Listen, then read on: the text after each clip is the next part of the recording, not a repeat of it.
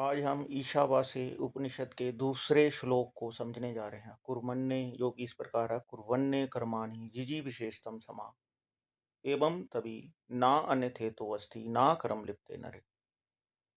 तो कुर्वन एव यही कर्माणि, कर्म करते हुए ही इस संसार में जिजी विशेष शतम समा, मनुष्य को 100 वर्ष तक जीने की इच्छा करनी चाहिए।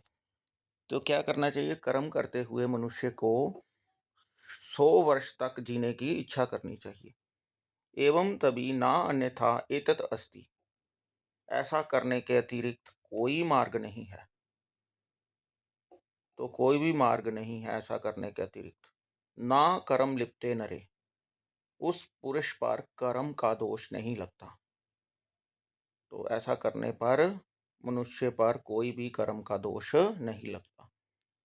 तो इसका अनुवाद देख लेते हैं। मनुष्य को चाहिए कि वह इस संसार में कर्म करते हुए ही 100 वर्ष तक जीवित जीने की इच्छा करे। निष्काम कर्म करते हुए इंसान को 100 वर्ष तक जीने की इच्छा करनी चाहिए। इस मार्ग के अतिरिक्त कोई और उपाय नहीं है। तो ऐसा करने पर मनुष्य कर्मों से नहीं बंधता। तो ये सेकंड श्लोक में ऐसा कहा गया है।